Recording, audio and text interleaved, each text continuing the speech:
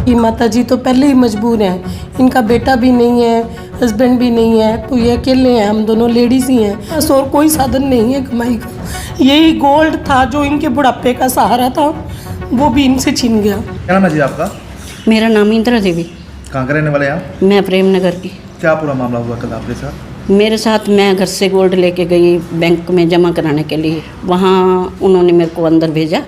उन्होंने कहा पूछ लो, लॉकर है नहीं खाली। फिर पूछा तो वो कहते खाली नहीं है यहाँ, आप बड़े बैंक में चले जाओ।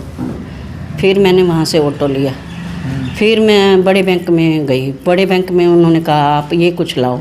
मेरे पास पैसे कम थे, भाई 20,000 रुपये थे मेरे साथ। उन्होंने 25,000 कहे, तो मैं वहाँ से वापस आ गई और वहाँ से वो फिर ऑटो ले लिया। ऑटो में मैं अकेली ही आ रही हूँ, अकेली आ रही हूँ। और ये रेलवे फाटक के पास वहाँ से जो नींबू पानी वाली रेडी हैं, वहाँ से 3 लेडीज ने ऑटो वाले को आवाज़ दी।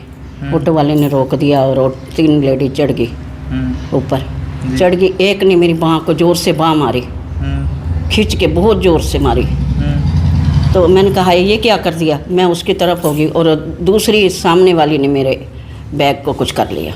मेरे को कुछ पता नहीं लगा। मतलब नजरों से जो धोखा देके सारा कर दिया? हाँ, मुझे कुछ नहीं पता लगा। तो जानते आप 3 लेडीज को कभी आपने पहले देखा है? ना, नहीं देखा। किस उम्र की लग रही होंगी? क्या बस ये थी तो यही 30-35 की 40 के बीच में, छोटे छोटे बच्चे थे। बड़ा बैंक आप बता रहे हो, कौन सा बैंक था जी बड़ा? बाजार वाला, पंजाब नेशनल में। पंजाब नेशनल बैंक में? हाँ। और कितने बजे की ये बात रही होगी? ये 11 और 12 के बीच में, 10:30 में घर से निकली हुई हूँ। कल 10:30 बजे? हाँ, और 11 और 12 के बीच तो में हुई। कितना सोना था जी आपका? 10 तोले सोना था जी मेरा। तो आपने पुलिस को शिकायत दी है पूरे मामले को लेकर? हाँ, मैंने पुलिस को शिकायत दी है। कल उसी टाइम मैंने 112 नंबर पे किया घर पर आकर। मैंने ग्रामीण बैंक में संभाला। ग्रामीण बैंक से बाहर निकली हूँ, वहाँ भी पूछने गई। वहाँ बाहर निकली तो वहाँ मेरा इसको फ़ोन करने लगी, बहू को फ़ोन निकालने लगी, तो मेरा गोल्ड नहीं है। तो मैं इसको फ़ोन भी नहीं कर पाई। मैं वहाँ रोने लगी, रोती रोती। फिर मैं ऑटो पे बैठ गई। बैठ के फिर मैं घर आई। घर आके मैंने फ़ोन किया 112 नंबर पे। तो लगता है कि महिलाओं की गैंग चल रही है जो इस तरह की चोरी की वारदातों को अंजाम देती है जी? देखो, मैं तो कुछ नहीं जानती जी। आप क्या कुछ कहना चाहेंगे अब जिस तरह की बात हुई है? बस मैं तो सर यही कहना चाहूँगी कि माता जी तो पहले ही मजबूर हैं, इनका बेटा भी नहीं है, हस्बैंड भी नहीं है, तो ये अकेले हैं, हम दोनों लेडीज़ ही हैं। तो जितनी भी मीडिया और गवर्नमेंट और पुलिस, जितना भी प्रशासन इनकी हेल्प कर सकता है करे। इनके पास और कोई साधन नहीं है कमाई का। यही गोल्ड था जो इनके बुढ़ापे का सहारा था, वो भी इनसे छीन गया।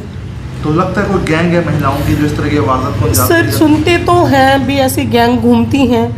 अब ये तो प्रशासन ही इंक्वायरी करके हमें तो क्या हम गैस कर सकते हैं, बट प्रशासन हमारी हेल्प करेगा तो हमें प्रशासन से ही उम्मीद है कि हमारी हेल्प करके माता जी को उनका न्याय दिलवाएगा। सख्त कार्रवाई चाहिए पूरे मामले में? हाँ जी, बिल्कुल सख्त कार्रवाई चाहिए सर।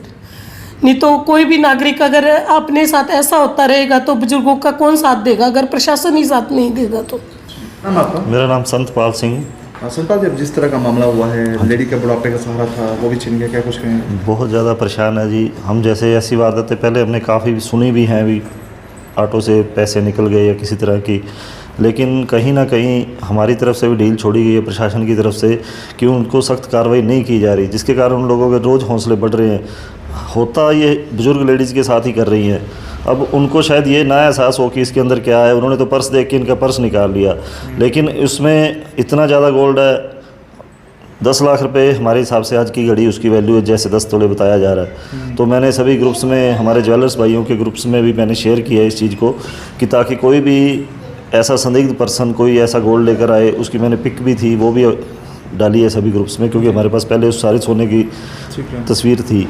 तो हमारी तो प्रशासन से, पुलिस से भी हमने यही कहा है कि किसी न किसी तरह के इनकी जो है ढूंढा जाए उन पर्सनस को, क्योंकि सीसीटीवी कैमरे ही हैं जो एक सहारा है इस समय। तो ऑटो वाला भी उनके साथ मिला था या नहीं मिला था, हमें यह भी नहीं इस चीज़ का हम कुछ कह सकते। जितनी सख्त हो सके कार्रवाई होनी चाहिए। और मैं एसपी साहब से भी रिक्वेस्ट करूँगा कि इस मामले को थोड़ा संजीदगी से लेकर के स्पेशल इस काम के लिए किया जाए, ताकि ऐसे पर्सन ट्रेस आउट हों और इन फ्यूचर भी जैसे इनके साथ हुआ है ऐसा और किसी के साथ भी ना हो। मेरी ये स्पेशल रिक्वेस्ट है जी। हमारे रहते आप बेरोजगार क्यों हैं? सरकारी नौकरी की सबसे अच्छी तैयारी, सबसे अच्छे अध्यापक, सबसे कम फीस, हरियाणा का नंबर 1 कोचिंग सेंटर ICS